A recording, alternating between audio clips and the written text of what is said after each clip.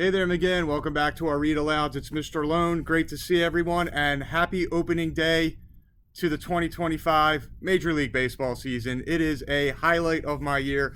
I'm a huge sports guy in general. Love my baseball. Love the Yankees. That's why I have my jersey on today. And so I figured, you know what? With opening day here, let's do a story that has a little bit of a baseball connection. This is Helen Lester's Batter Up, Wombat. Here we go.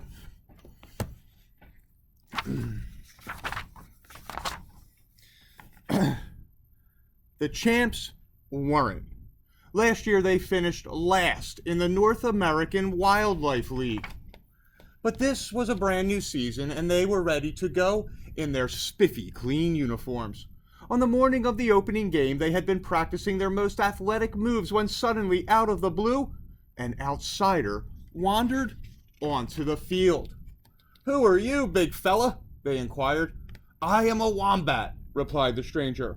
"Wombat? Wombat?" The champs jumped up and down in delight. "Wombat, a big hitter! Just what this team needs."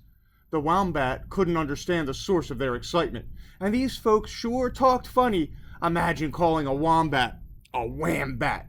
But when they asked him to join their team, he was as pleased as punch. He loved games, and back in the faraway home of Australia, he had been quite a star at rugby. "So, mates," asked the wombat, "what's your game?" "Baseball," came the reply. "Oh, baseball," said the wombat. "Never heard of it." The champs realized that this promising newcomer would need a quick course in the sport, so they sat him down and gave him tips as fast as they could think of them. "For starters, you'll need a bat. The bat boy takes care of bats. The pitcher stands on a mound." "Mound of what?" The wombat blinked a few times, shook his befuddled head, and kept listening. "And never stand on home plate." "Oh, of course not," thought the wombat. "Never stand on any plate, period. It's not sanitary." His teammates continued. "The catcher wears a mask for his own protection. Oh, and sometimes the hitter hits a foul." "Rough game, this baseball," thought the wombat. He was growing more confused by the minute, but since he was eager to play, he stood up and announced, "All right, mates, suit me up." Sure enough, in no time, he looked like a champ. His pleased teammates urged, "Now off for some practice in the batter's cage." Not long after, there arrived a busload of raccoons. This rival team bore the scary name, the Masked Bandits.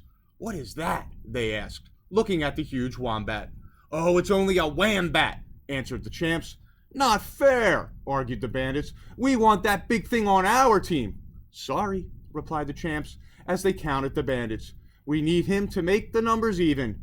No even numbers, no game." The masked bandits knew that rules were rules, and they grumbled their way to the field. "Play ball," called the umpire, and the game was underway. The champs were at bat. "Batter up, wombat," said his teammates. "You're the next hitter." The wombat was alarmed. He really didn't care for hitting. They shoved a hunk of wood into his paws and wham! As he raised the hunk of wood to protect himself from the speeding ball, somehow it connected and the ball sailed into the outfield. "Run! Run!" yelled the champs. The wombat ran, following the signs to first and skidded into second.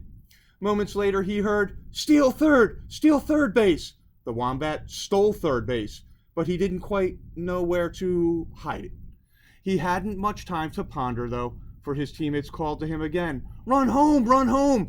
All the way to Australia? Now, that was asking a lot. He needed to describe the length of such a journey to his teammates, so instead of running, he walked over to the champs' bench to explain. The umpire declared, "The outsider's out because he's outside the baselines. Shucks, he's even off the field." And that was only the top of the first inning. As the game progressed, things went from bad to worse, and the score grew in favor of the Masked Bandits. The champs desperately tried to coach their wombat. "Catch the fly." He caught 2 flies and a duck. "Get under the pop-up." Pop-up? What an odd request. "Tag second." He tagged the second baseman and said, "You're it." By now, the Masked Bandits were giving high fives and celebrating the fact that the stranger was on the other team and not theirs. For his part, the wombat was frazzled. exhausted and very sad. He could hardly bear to look at the disappointed faces of his teammates, and he felt so outside. It was as though a big cloud was gathering over his head. Actually, it was. And over everybody else's head, too. The sky grew dark, and they saw it. "Tornado!" shrieked the champs, the bandits, the umpire, and the fans. "Get to the dugout! To the dugout!" There was only one problem. There was no dugout. After all, this wasn't Major League Baseball. Dugout? Aha! Digging was the Wombat's specialty, for Wombats were known to be capable of digging tunnels up to 655 feet long. Wasting no time, he began to dig a tunnel. And into the tunnel raced the champs, the bandits, and the umpire as the tornado sped closer. But there was no room for the fans.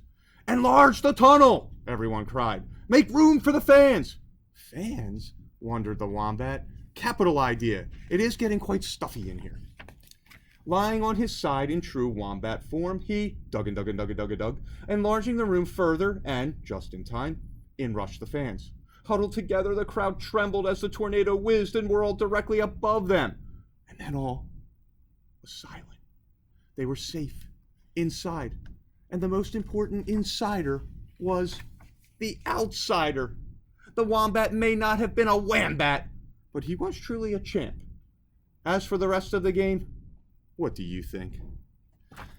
And that is our read aloud for today, McGinn.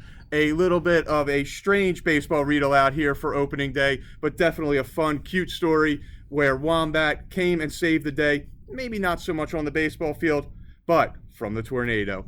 Hope everyone has a great day. If you're a baseball fan, enjoy the start of the season. We will be back with one more read aloud this week. Have an awesome night, McGinn.